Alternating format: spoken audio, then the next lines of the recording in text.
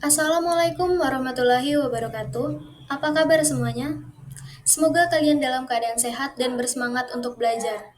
Hari ini kita akan membahas topik yang sangat penting, yaitu meningkatkan kemampuan argumentasi dengan bahasa Indonesia. Mengapa ini penting? Karena dalam kehidupan sehari-hari kita sering menyampaikan pendapat, baik dalam diskusi kelas, debat, maupun menulis esai. Nah, dengan memahami bagaimana cara menyusun argumentasi yang baik, kita bisa lebih percaya diri dalam menyampaikan pendapat secara logis dan meyakinkan. Yuk kita mulai pembelajarannya. Sebelum kita masuk lebih dalam, kita harus tahu dulu apa yang ingin kita capai dalam pembelajaran ini. Tujuan utama kita adalah satu, memahami apa itu argumentasi. Yang kedua, mengenali struktur teks argumentasi sehingga kita tahu bagaimana cara menyusunnya dengan baik. Dan yang ketiga, mampu menyusun teks argumentasi sendiri dengan logis dan sistematis. Jadi, setelah mengikuti pembelajaran ini, diharapkan kalian bisa menyusun teks argumentasi yang baik, baik secara lisan maupun tulisan.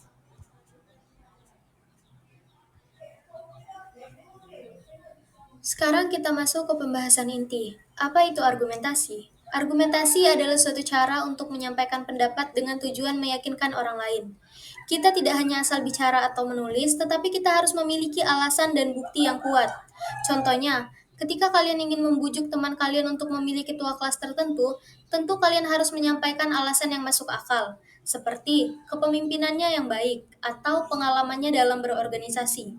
Jadi, argumentasi ini penting agar pendapat kita bisa diterima oleh orang lain.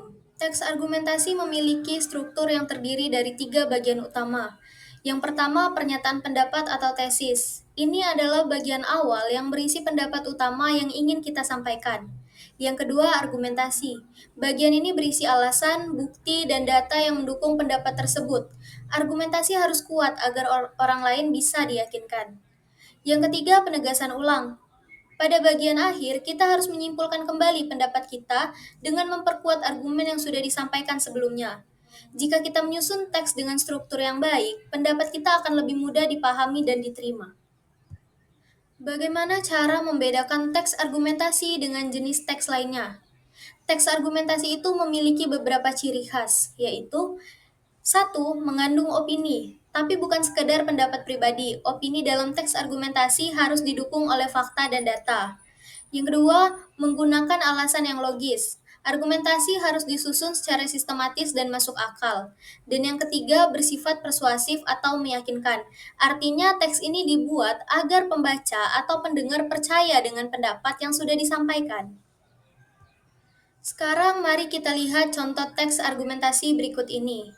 Banyak penelitian menunjukkan bahwa membaca memiliki dampak positif yang besar bagi perkembangan seseorang. Dengan membaca, seseorang dapat memperoleh pengetahuan, meningkatkan keterampilan berpikir kritis, serta memperkaya kosakata. Selain itu, membaca juga dapat meningkatkan daya ingat dan konsentrasi. Oleh karena itu, membaca harus menjadi kebiasaan sehari-hari bagi setiap individu.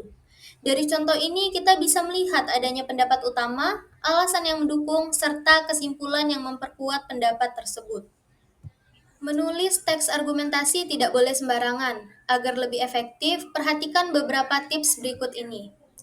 Yang pertama, gunakan data dan fakta yang valid untuk mendukung pendapat kita. Misalnya, jika kita ingin berargumen bahwa olahraga penting bagi kesehatan, kita bisa menyertakan penelitian ilmiah tentang manfaat olahraga. Yang kedua, gunakan kalimat yang jelas dan logis. Hindari penggunaan kata-kata yang terlalu bertele-tele atau ambigu.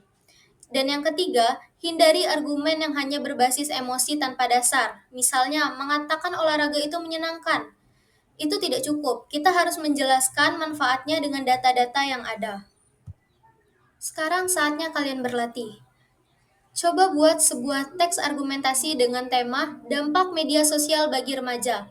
Kalian bisa memilih apakah ingin menulis tentang dampak positif atau negatifnya. Yang penting, pendapat kalian harus didukung dengan alasan dan fakta. Selamat mengerjakan dan jangan lupa gunakan struktur yang sudah kita pelajari. Kita sudah sampai di akhir pembelajaran. Mari kita simpulkan apa yang telah kita pelajari hari ini. Argumentasi adalah cara menyampaikan pendapat dengan alasan yang kuat dan meyakinkan. Teks argumentasi memiliki struktur yang terdiri dari pernyataan pendapat atau tesis, argumentasi, dan penegasan ulang. Agar efektif, argumentasi harus didukung dengan data, disampaikan secara logis, dan menggunakan kalimat yang jelas. Baiklah, semoga pembelajaran hari ini bermanfaat dan dapat membantu kalian dalam menyusun argumentasi yang baik. Terima kasih sudah menyimak, sampai jumpa di pembelajaran berikutnya.